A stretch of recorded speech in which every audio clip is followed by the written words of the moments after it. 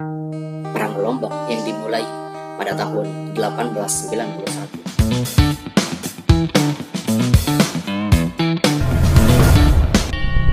Untuk menghadapi Belanda, strategi perang yang diterapkan Kerajaan Mataram adalah menghindari pertempuran.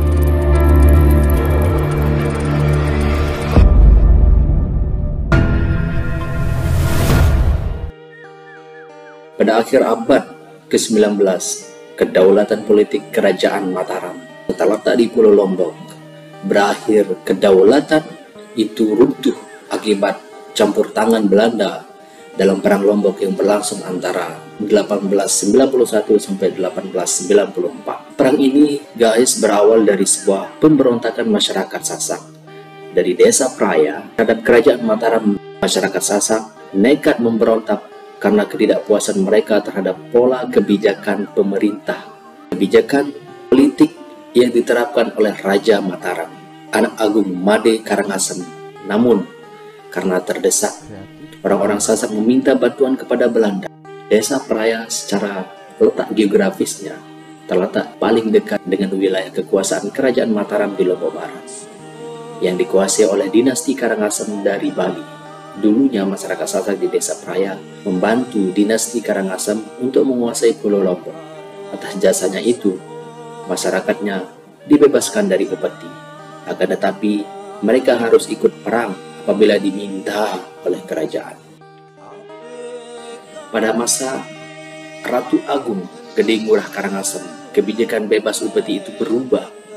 Selain itu, Ratu Agung Gede Ngurah Karangasem juga mengangkat putranya, Anak Agung Made Karangasem, yang lahir dari seorang selir, sebagai pendampingnya. Pada 22 Juni 1891, Kerajaan Mataram mengeluarkan perintah bagi Desa Praya untuk berperang membantu Kerajaan Karangasem, sekaligus menyediakan kebutuhan pangan para prajurit. Perintah tersebut tentu saja menimbulkan keresahan bagi suku Sasak. Terlebih lagi, Kerajaan Mataram kerap mengambil tindakan yang dipandang tidak adil dan sewenang-wenang, seperti contohnya merampas tanah dan hewan peliharaan, pemecatan pejabat lokal, hingga mengambil anak-anak untuk dijadikan budak. Hal itulah yang menjadikan latar belakang Perang Lombok yang dimulai pada tahun 1891. Jalannya pemberontakan. Pada Agustus 1891, Raja Mataram memerintahkan masyarakat Desa Praya mengirimkan pasukan ke Bali untuk kedua kalinya. Akan tetapi, perintah itu tidak ditaati, sehingga Raja mengirim pasukan untuk menangkap tokoh yang dianggap bertanggung jawab atas pembangkangan itu, guys. Tindakan raja ini semakin menimbulkan keguncangan di suku Sasak. Alhasil, salah satu tokoh di Desa Praya, sebut saja Guru Bangkol, adalah salah satu tokoh pada saat itu menyerukan panggilan kepada masyarakat untuk melawan kesewenang-wenangan raja. Pada 7 Agustus 1891, ratusan penduduk Sasak menyerang dan membakar rumah-rumah milik penguasa Bali di Lombok. Raja merespon pemberontakan dengan mengerahkan sekitar 3.000 pasukan dari Lombok Barat dan 6.000 pasukan dari Lombok Timur.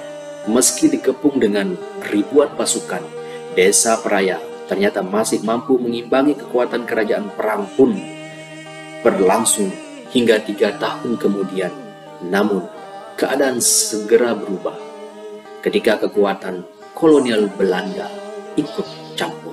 Saat intervensi Belanda, kekuasaan Mataram dan Pulau Lombok telah lama menjadi incaran Belanda.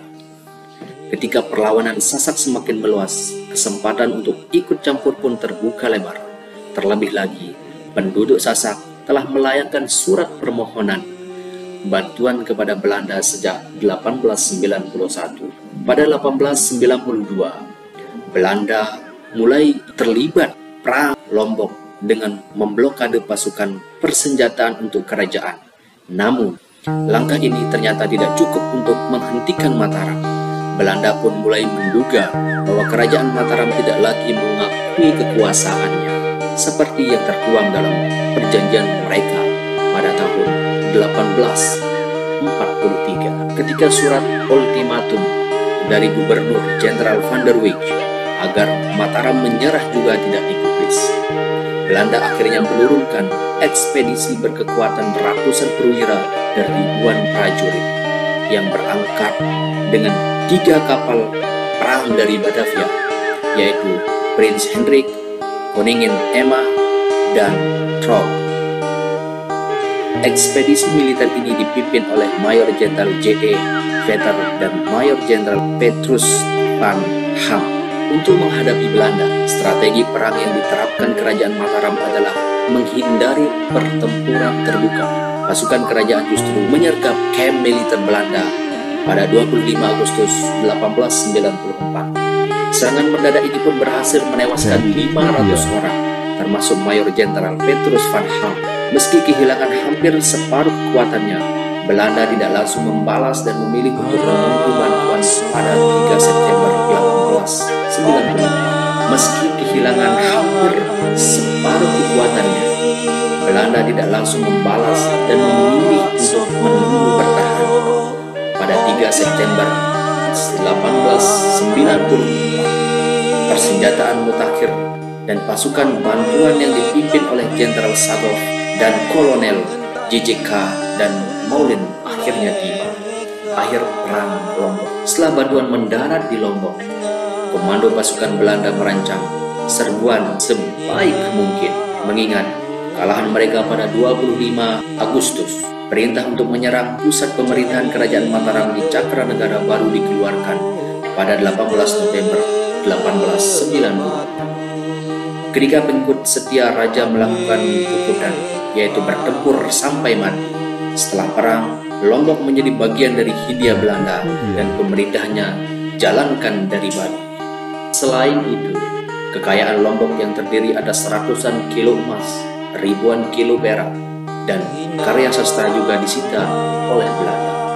Begitulah cerita singkat dari Perang Lombok yang terjadi sesuai dengan referensi kami dari buku Sejarah Nasional Indonesia keempat, Kemunculan Penjajahan di Indonesia